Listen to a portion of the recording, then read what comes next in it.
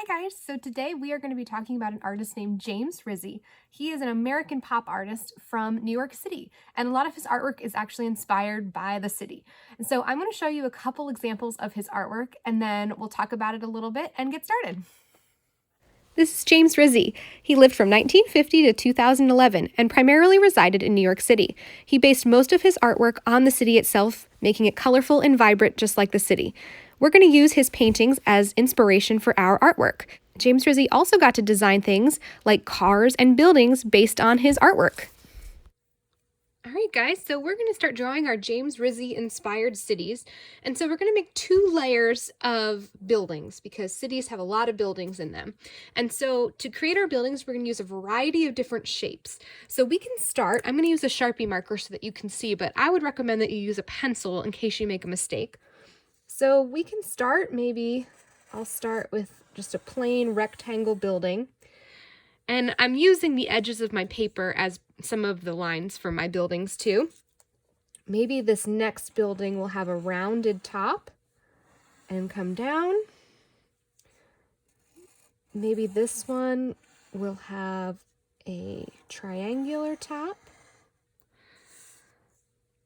Maybe the next building will have what looks like little steps.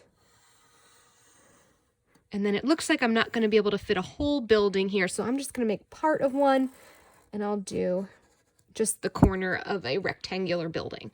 So here's my first layer of buildings. We're going to put a second layer behind. We're going to have some of those buildings behind our first row, and they're going to be overlapped by the front. So we won't see the entire building, we'll only see the tops of them sticking out. So I want to add a little variety here, so I'm going to make some of these buildings with different shapes and different sizes. So this building is wider than the one I put here, so it comes up and down behind this rounded building next to it. Let's see, do another rectangular city building. Maybe I'll have one here, and one that's fun that I put on our reference sheet is making one that looks like a cat with some angled lines. So if you wanted to try that, that would be fun too. Now your background buildings don't have to completely fill the whole space. So I left a little bit of space between some of my buildings here. And maybe I'll do one tall, skinny one to finish out the background. All right, so the fun of James Rizzi is that he designed his buildings to have all kinds of funny faces. And so I've posted on our Canvas page some reference pages to look at to give you some ideas. But you can come up with your own face ideas. Not all of your buildings have to have faces, and we should also add maybe some building details like windows. So I'm going to go ahead and add some faces to a few of my buildings, and I'm going to add some windows and door details. I'm going to speed up this part of the video so that you can see what mine looks like when it's done, but you don't have to keep up with what I'm doing. So you can pause the video, create your faces, your windows, doors, building details, and then we'll catch up with the next step after I'm done. All right, here we go.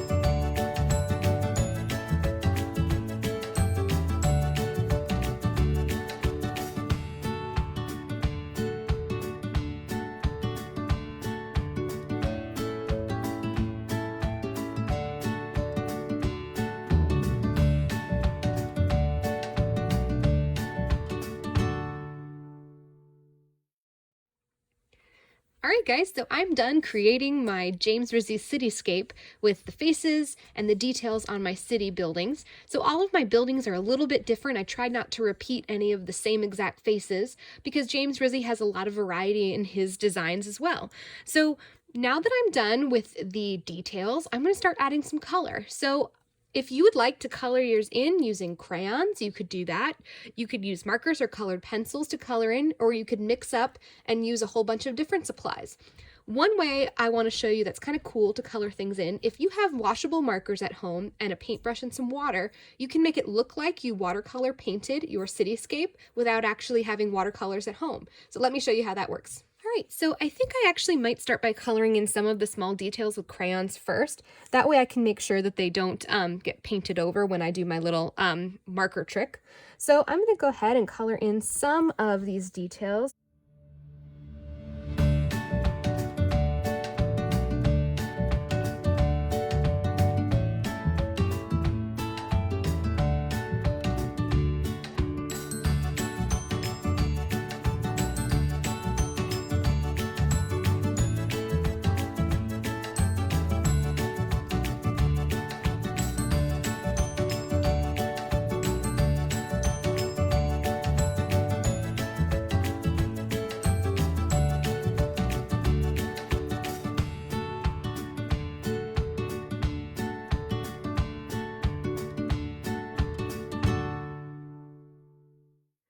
Okay, so I decided to color in some of my smaller details first with crayon. I didn't color them all.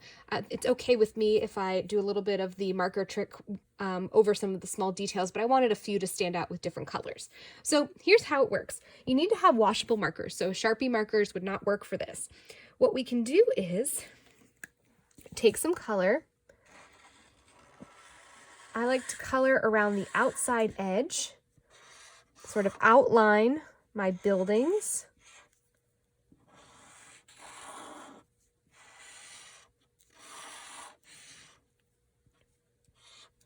Okay, and then all we need is a cup of water and a paintbrush. And we'll take our paintbrush, just get it wet, and we'll paint right over the top of our markers, and that helps to pull out some of the color and kind of use it as watercolor paint. So it's kind of a fun trick if you don't have watercolors at home. And if you colored any parts, like the small parts I did with crayon, if you color over the top, our marker paint here won't stick to it. So you don't have to worry about coloring over what you've already drawn. So I'm going to go ahead and finish the rest of my cityscape with this paint trick, but you can color in your cityscape however you want, using whatever tools you have. So if you actually do have watercolor paints at home, you can paint your cityscape. If you have crayons, you can color with crayons. If you have markers, you can color with markers. Or if you'd like to try this water trick, you can. But I will post a picture of this when I'm all finished creating. I'm going to speed up the rest of the videos till the end so that you can see what it looks like when it's done. And I hope you have fun creating.